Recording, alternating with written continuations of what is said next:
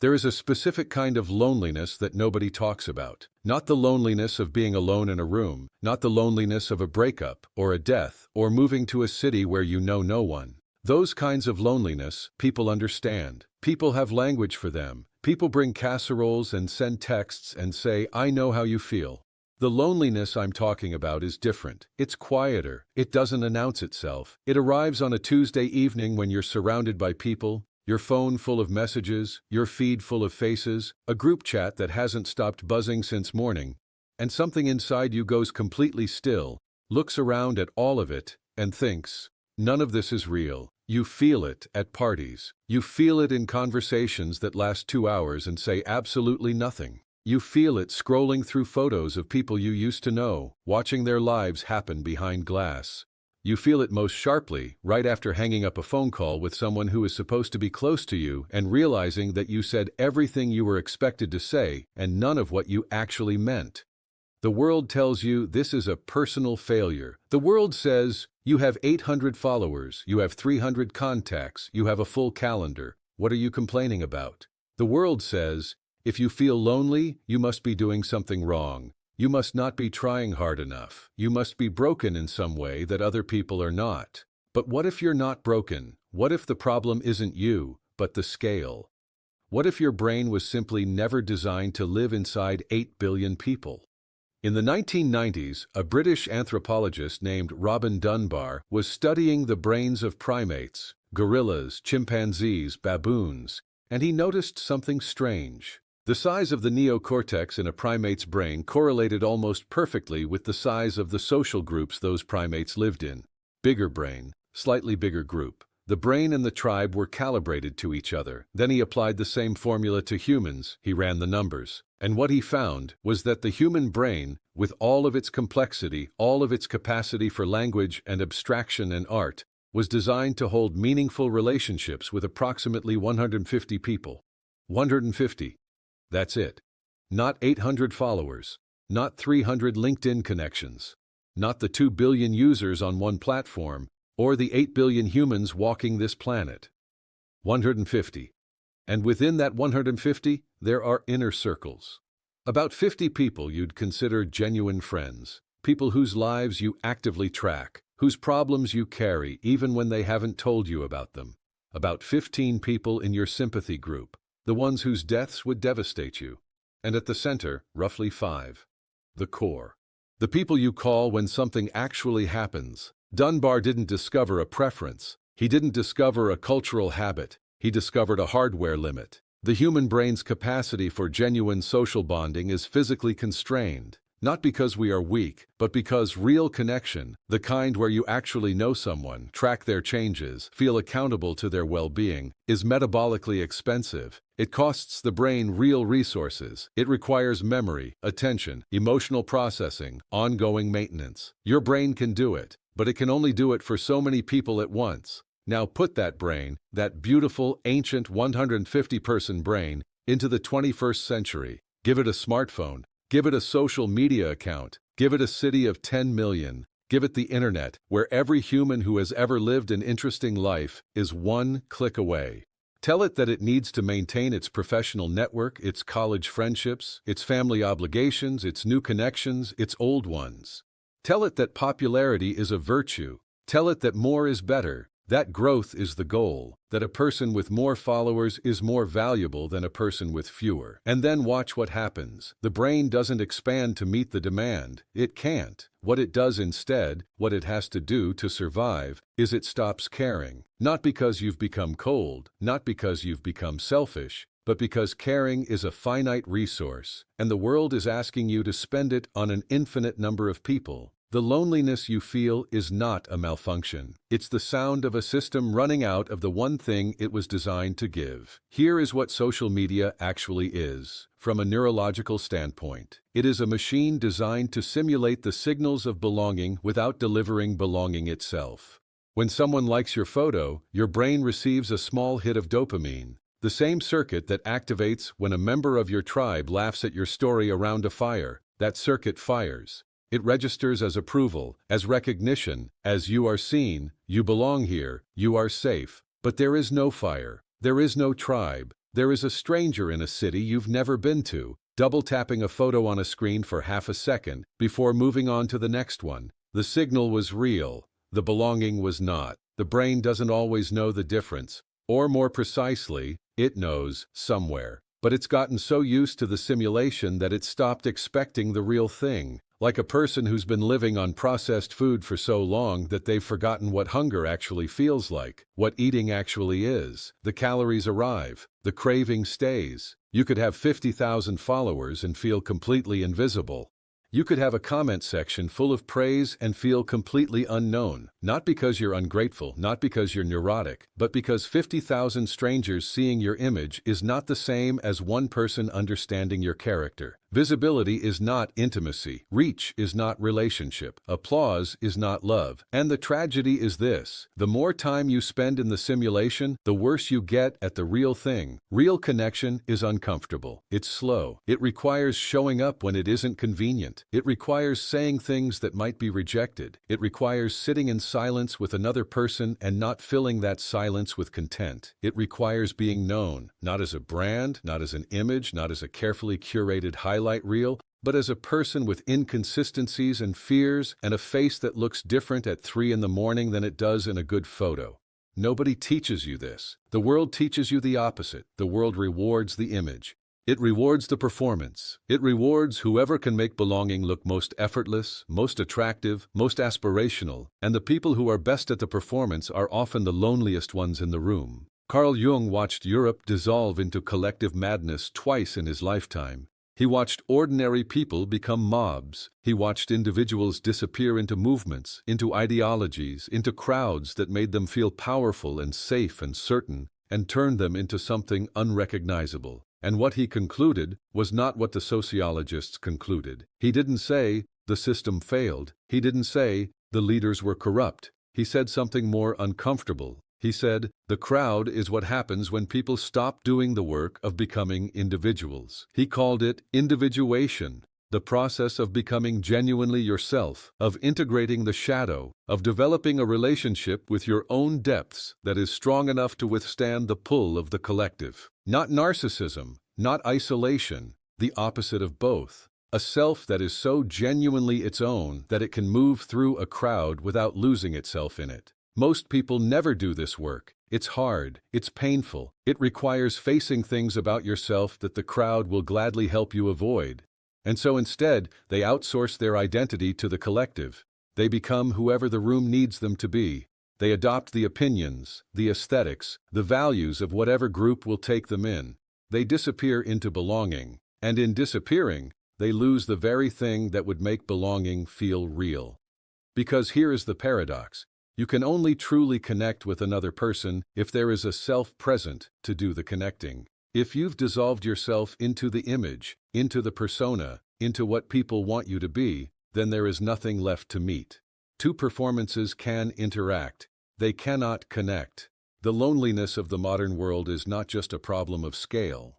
It's a problem of depth. We have more people than ever, and fewer selves than ever. We are surrounded by personas, curated, optimized, airbrushed into social acceptability. And you cannot be lonely around a persona and call it loneliness, because loneliness requires missing something real. What you feel around a persona is something closer to emptiness, a hunger that doesn't know what it's hungry for because it's never experienced the thing it needs. The show is full, the theater is packed, and everyone in it is waiting for someone to take off the mask first. Let's get specific, because this is where it lives, not in theory but in the texture of actual days. You wake up and the first thing you do is check your phone. Before you've spoken to anyone, before you've had a single thought that belongs entirely to you. The phone comes first. The notifications come first. The world's opinion of you, distilled into numbers and icons, comes first. And your day begins not from your own center, but from a reaction to what the outside world has decided to serve you while you were sleeping. You spend your day in a low-grade audition, not consciously. You don't walk into every room thinking, I am performing. But somewhere underneath, you are tracking. How did that land? Was that too much? Should I have said it differently? What do they think? The tracking is constant, automatic, exhausting. And the self that does the tracking is not the same self that you are when you're alone, when you're not performing, when you're not being watched. Somewhere between 12 and 25, most people learn to split. There is the self that exists in private, uncertain, contradictory, capable of genuine feeling. And there is the self that exists in public, consistent, likable, manageable. And the gap between those two selves is where the loneliness lives. Because you can only be known through the public self. But the public self isn't real. So you are never known. You are only recognized. And recognition, being seen accurately from the outside, is not the same as being known, which requires being seen from the inside. This is what happens when a brain built for 150 people is dropped into 8 billion. It doesn't just get overwhelmed by the number. It adapts. It armors. It builds a persona thick enough to navigate the scale, and in doing so, it buries the thing that actually needed connection. You became more social and less known in the same movement, more visible and more invisible at the same time, and you felt it, even if you never had the words for it. You've always felt it. You just assumed everyone else was doing fine, because everyone else's public self looked fine. And so you concluded the problem was yours. It isn't. There is a word that gets used a lot in psychology, and almost never in the way it deserves to be used. Intimacy, not sexual intimacy, the older meaning. The Latin root, intimus, the innermost. To be intimate with someone means to let them access the innermost part of you, not the image, not the brand, not the version of you that's been approved for public consumption, the actual inside. This is terrifying. It has always been terrifying. The innermost is where the things live that you haven't shown anyone. The doubts, the desires that seem too large or too strange to say out loud. The version of you that exists at 3 in the morning, after everything has quieted down, when there is nothing left to perform for, and you have to sit with yourself and figure out whether you like who you've become. Most people do not know how to offer this. They haven't practiced it. The world has trained them to do the opposite.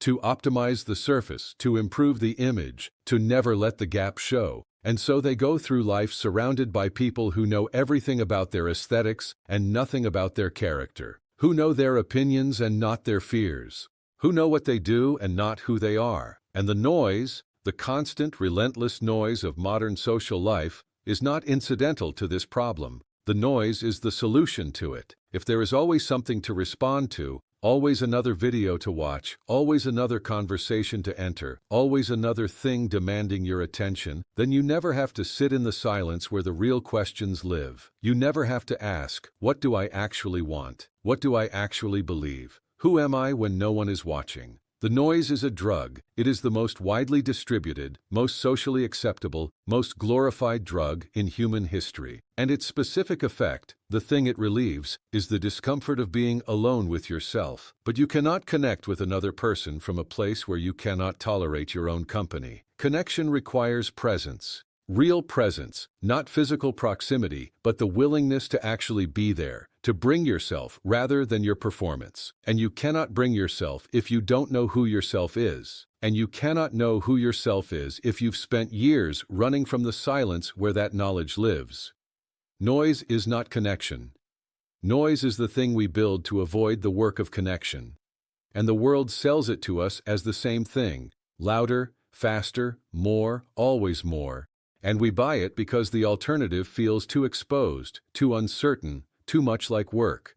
But the cost of the noise is the connection, and the cost of the connection being absent is the loneliness. And the loneliness is what sends you back to the noise, round and round, faster and louder, until the silence feels like a threat and the noise feels like oxygen, and you've forgotten that it was ever different.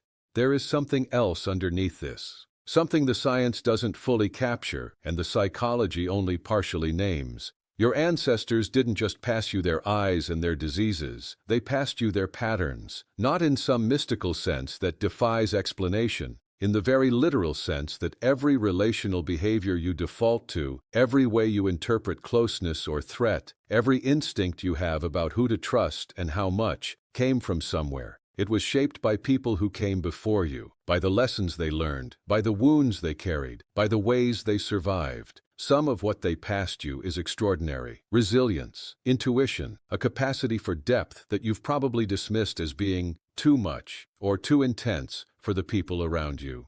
A hunger for meaning that doesn't know how to be satisfied by small talk and surface-level contact. Some of what they passed you is damage, the belief that closeness is dangerous, that being fully seen is an invitation to be hurt, that you must earn your place in every room, that love is conditional, that belonging is fragile, that you should keep a part of yourself always held back, always protected, always ready to leave before you are left. These are not just psychological patterns. They are biological inheritances. They run in the body as well as the mind. They activate before you have a chance to think about them. And in a world of 8 billion people, a world designed to exploit every vulnerability, to identify every hesitation, to sell you exactly what your wound has been waiting to be sold, these inherited patterns run harder than they were ever meant to. Your ancestors found their 150 in a village, in a trade, in a church, or a tribe, or a family compound where the boundaries of belonging were drawn by geography and blood. The container was small enough that the inherited damage had somewhere to be worked through, some friction to push against, some actual people to practice becoming real with. You inherited the same hunger for those 150, that bone-deep need for a circle small enough to actually know you, and you live in a world that offers you the simulation of billions instead. And the part of you that carries your ancestors' patterns doesn't know what to do with that. It was calibrated for proximity and permanence. It was built for people you couldn't easily leave and couldn't easily replace, not for a feed that refreshes every 30 seconds. The loneliness you feel has a history longer than your own life. It carries grief that isn't just yours. And before you can move through it, you may have to acknowledge that some of what you're mourning is not a connection you've lost, but a kind of connection your lineage has been trying to find for a very long time. In 1937, Napoleon Hill published Think and Grow Rich. People remember the book for its ideas about money and success. What they forget is that the first form of riches Hill identified, the foundation on which every other form of success was built, was not money, not strategy, not discipline. It was the mastermind, the alliance of minds, the deliberately chosen circle of people whose intelligence, integrity, and intentions you trusted enough to combine with your own. Hill had studied 500 of the most successful men in America over 25 years. He interviewed industrialists, inventors, presidents, and the pattern he saw, beneath all the different strategies and industries and personalities, was this. Every single one of them had a small circle. A core group of people they could think with, not just talk to. People who called them out when they were lying to themselves. People who could be trusted with the version of you that was still being formed, not just the version that had already succeeded. He didn't call it friendship, though it was. He didn't call it belonging, though it was that too. He called it a mastermind because he was writing for men of business in the language of business. But what he was describing, the function it served, the need it met, was the same thing your brain has been wired to need for 200,000 years. A small group of people who actually know you, not your audience, not your network, not your followers or your colleagues or your acquaintances, the ones who know the difference between what you say you want and what you're actually afraid of. The ones who've seen you fail and didn't leave. The ones whose presence in a room makes you more fully yourself rather than less. Hill understood that this circle was not a luxury, it was the infrastructure, the thing beneath the thing. Every strategy in the world operates better when there are real people behind it, people with skin in the game, people whose futures are genuinely entangled with yours, people you are accountable to not out of obligation but out of love. Most people never build this. They build a career, they build an audience, they build a network that looks impressive on paper. And at the end of a decade of building, they look up and realize that the thing they forgot to build is the only thing that would have made any of the rest of it feel like it mattered. So what do you actually do? Not as a concept, not as a framework. What do you actually do on a Tuesday in the life you actually have with the people who are actually around you? The first thing, and it is harder than it sounds, is to stop performing for people you don't actually want in your inner circle. This sounds obvious. It isn't, because most of us are performing all the time for people whose opinions we don't actually value. Out of a fear so old, we've forgotten it's a fear. We've internalized the audience. We've made the imaginary crowd into the arbiter of our choices. And as long as we're performing for them, we have no bandwidth left to actually show up for the people who matter. Silence some feeds. Stop optimizing for applause from people who don't know your name. Reclaim the attention that's been bled into the machine and redirect it toward the 2 or 3 people in your life who deserve the version of you that you've been hiding. The second thing, choose depth over breadth with the ferocity of someone who understands it's a choice. The world rewards breadth. The world says, know more people, reach more people, maintain more connections. The world is wrong. 5 people who actually know you will change your life in ways that 500 acquaintances never can. Not because the numbers favor it, because genuine knowing is a different category of thing. It operates at a different level of reality. It cannot be scaled. Go deep, with fewer, with intention, and hold those few with a standard, not of perfection, but of reality. The people in your inner circle should know the things that are hardest for you to say out loud. Not because you forced a confessional. Because you built, over time, the kind of trust that makes those things speakable. The third thing, and this is the one that requires the most courage, let yourself be seen in the process of becoming. Not after you've figured it out, not when you have the answer, now, while you're uncertain, while you're still in it. The instinct is to hide the becoming, to show only the arrived version, to perform the confidence you don't yet feel. But it's in the becoming that the real connection happens. Because the becoming is real, and people can feel the difference between someone who is performing certainty and someone who is genuinely navigating uncertainty with integrity. The world has too many people pretending they've already arrived. Be the one who is honest about where they actually are. You will be surprised who you attract. Real belonging is not found. It is built. And it is built out of the material that most people are too afraid to show anyone, their actual selves. 8 billion people. That number is not going to get smaller. The feeds are not going to quiet down. The world is not going to suddenly decide that depth matters more than reach, that character matters more than content, that one real conversation is worth more than 10,000 views. The world will keep offering you noise and calling it connection. It will keep offering you visibility and calling it belonging. It will keep optimizing for the signal that looks like the thing you need, the dopamine hit, the metric, the notification, and never delivering the thing itself. And you have a choice, not to opt out of the world, not to become a hermit, to delete your accounts, to retreat into some fantasy of pre-modern simplicity that never actually existed the way we imagine it. The world is what it is. The scale is real. The loneliness it produces is real. The choice is about where you put your real self. The choice is about refusing to confuse your audience with your circle.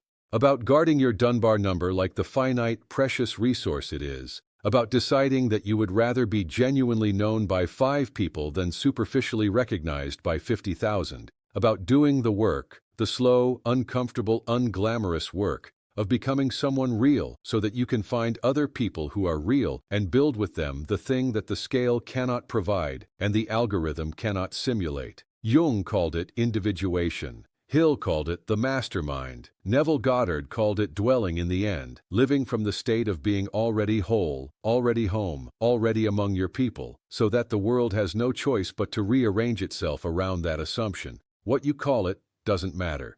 What matters is this. The loneliness you've been feeling is not a verdict on you.